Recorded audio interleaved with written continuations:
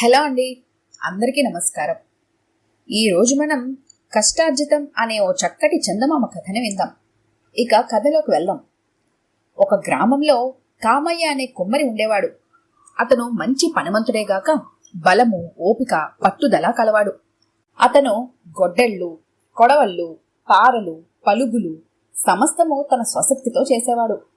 కొలిమికి తిత్తివేయటానికి మాత్రం ఒక కూలివాణ్ణి పెట్టుకునేవాడు. కష్టపడి పనిచేయటం కామయ్యకు చాలా ఇష్టం. సోమయ్య అని కామయ్యకి ఒక కొడుకుండేవాడు. వాడు పేరుకు తగ్గట్టే తగని సోమరి. వాడు సోమరిగా తయారు కావటానికి వాడి తల్లే కారణం. మొగుడు ఉదయం నుంచి రాత్రి పొద్దుపోయేదాకా చెమటోడ్చి భారీ పనులు చేస్తూ ఉండటం ఆమెకు ఏమాత్రమూ నచ్చేది కాదు. తన కొడుకు కుమ్మరి పని నేర్చుకోవటం ఆమెకి ఇష్టం లేదు కూడా. నీలో 100వ వంతు కూడా శ్రమ పడకుండా బోలెడంత మంది నీకన్నా ఎక్కువ సంపాదిస్తున్నారు.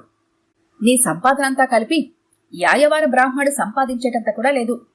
రోజల్లా ఒళ్ళు హోనం చేసుకుంటావు అని భార్య శేషమ్మ కామయ్యని రోజు ఎత్తిపొడిచేది. ఆమె ఆ మాట అన్నప్పుడల్లా, కామయ్య, అష్టార్జితం విలువ నీకేం తెలుస్తుందే, తేలిగ్గా సంపాదించిన డబ్బు మట్టితో సమానం అనేవాడు. కాని శేషమ్మ దృష్టిలో డబ్బు డబ్బే. ఆమె అన్న చదువుకొని ఉద్యోగం చేసి నిక్షేపంగా బతుకుతున్నాడు. తన కొడుకు కూడా చదివి ఉద్యోగం చేయాలని శేషమ్మ తీర్మానించుకున్నది. సోమన్నను బడికి పంపారు. కాని వాడికి చదువు అంటలేదు. వాడు బడి ఎగ్గొట్టి ఊరు వెంట తిరిగేవాడు. వాడికి చదువు రాదని రూఢి అయ్యాక తండ్రి వాణ్ణి మెల్లగా కమ్మరం పనికి అలవాటు చేద్దామని, ఊరికే తిరగకపోతే కొలువికి తిత్తి అయినా పొయ్యరాదట్రా అని అడిగాడు.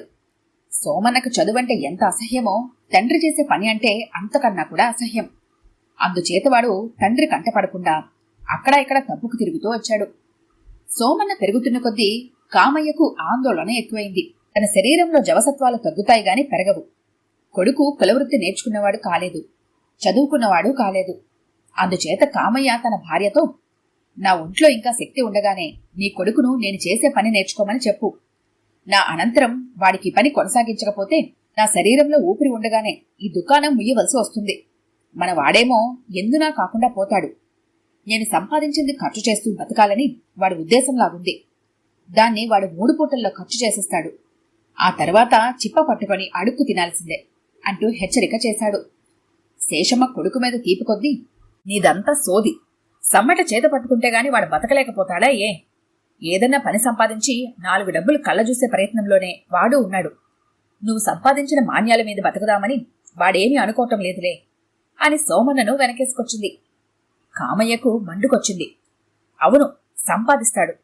నేను ఏనాడు 3 రూపాయలకు తక్కువ సంపాదించకుండా దుకాణం కట్టేలేదు.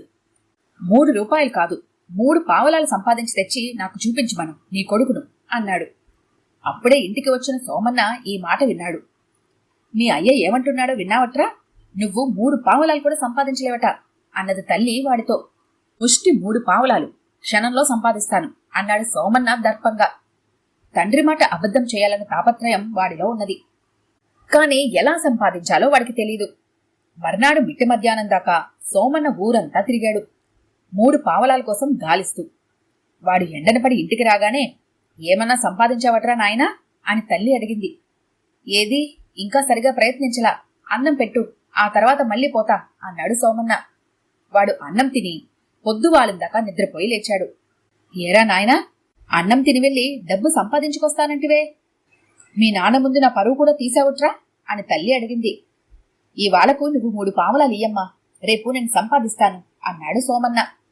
తన పరువు, కొడుకు పరువు కూడా నిలుస్తుంది కదా అని శేషమ్మ తన దగ్గర ఉన్న డబ్బుల్లోంచి 3 పావలాలు తీసి సోమన్నకిచ్చింది.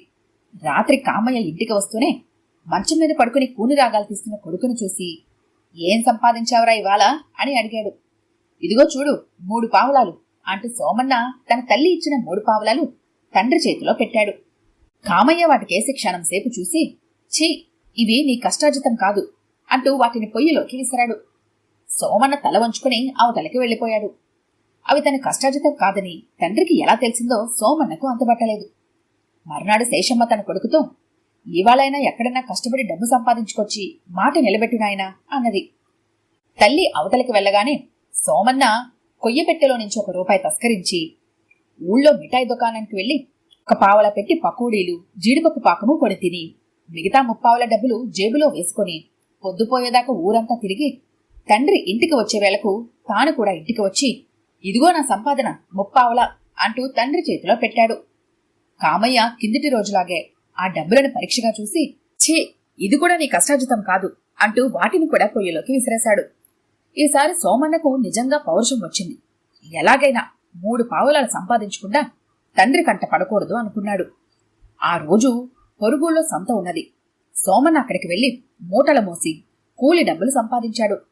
రోజుల్లా బరువులు మోసినా 3 పావలాలు కాలేదు.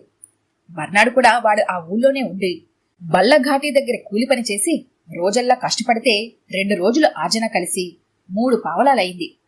ఆ రాత్రికి వాడు ఇంటికి చేరుకొని, నా సంపాదన చూసుకో అంటూ 3 పావలాలు తండ్రికిచ్చాడు.